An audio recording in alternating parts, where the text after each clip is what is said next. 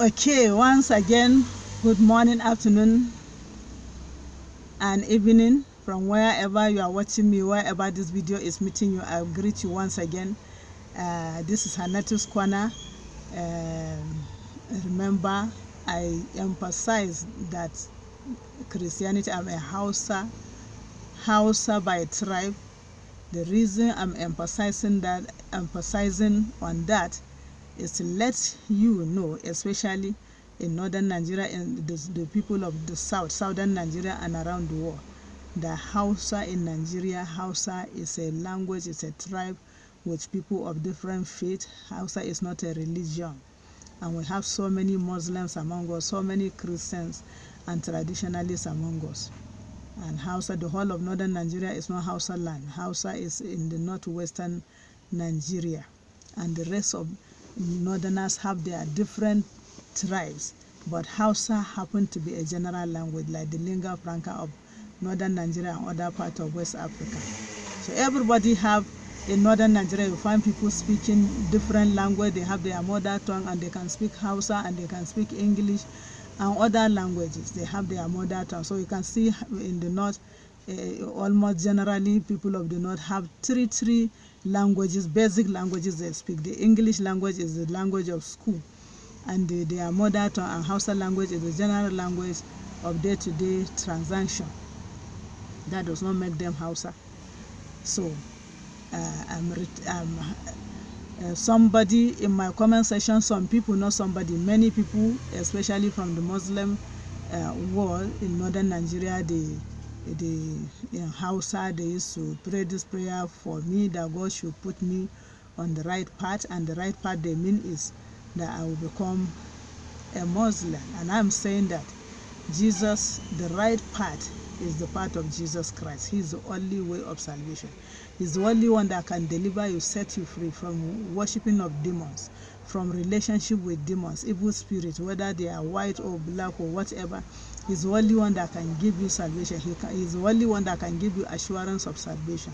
His death on the cross of Calvary, his blood he shed for you, is enough for you.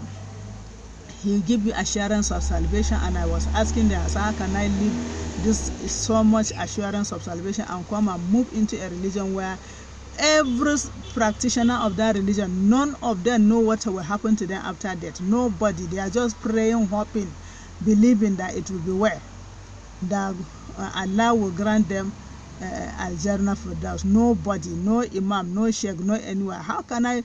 Is that the right path? No. And for we Christians, we have a big question mark.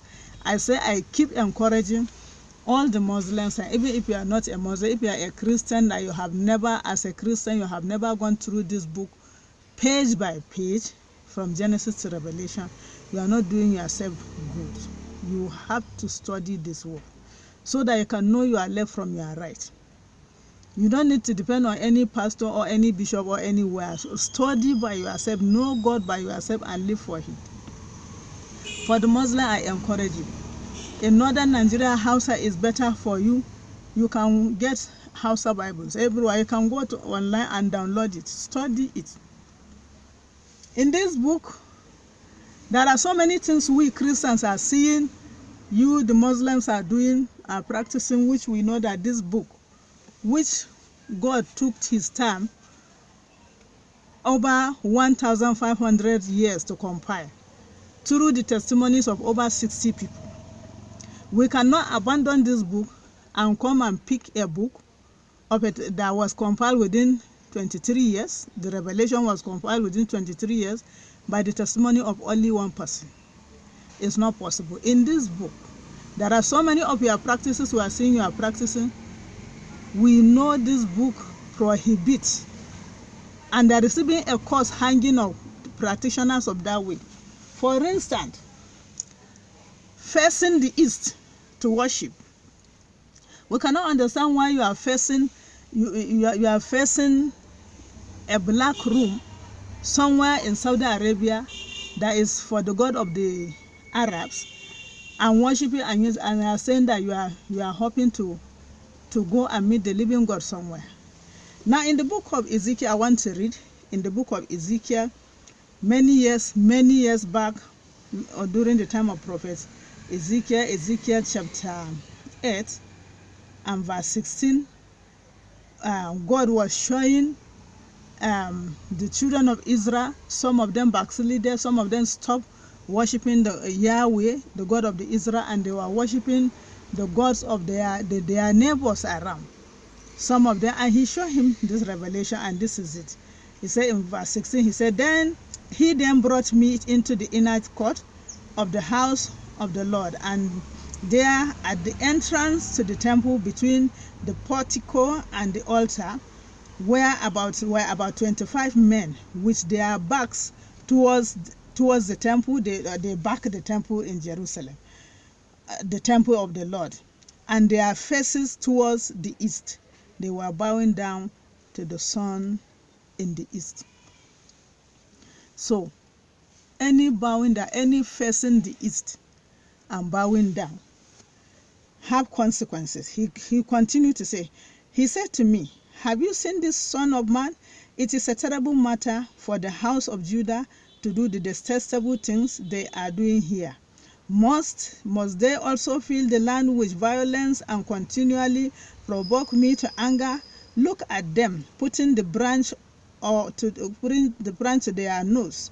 Therefore, I will deal with them in anger. I will not look on them with pity or spare them. Although they shout in my ears, I will not listen to them. And this scripture and many other scriptures, prophet Job chapter 31 verse 23, Deuteronomy 4:19, Deuteronomy 17 1-4, you can go ahead and read it, about bowing down or facing the east, worshiping. And we are surprised in your mosques you have this moon and star kind of symbol. So we do not even understand what you people are all about, the Muslims.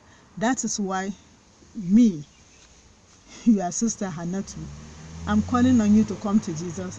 I can never become a Muslim. No prophet, all of this over 60 prophets, none of them, not one of them, faced the Kaaba in Saudi Arabia, washing leg 5 times and hands 5 times a day, and facing that black room in worship. It has never happened, and we are following. They are our example. Jesus is the perfect example. He didn't do that, and we cannot do that, and Hannatu cannot do that. And I'm inviting you to turn away from facing that black room in worship and come and worship the true God, Jesus Christ. He will forgive you and accept you and write your name in the book of life. Until I come your way again, I remain your sister Hannatu. Bye.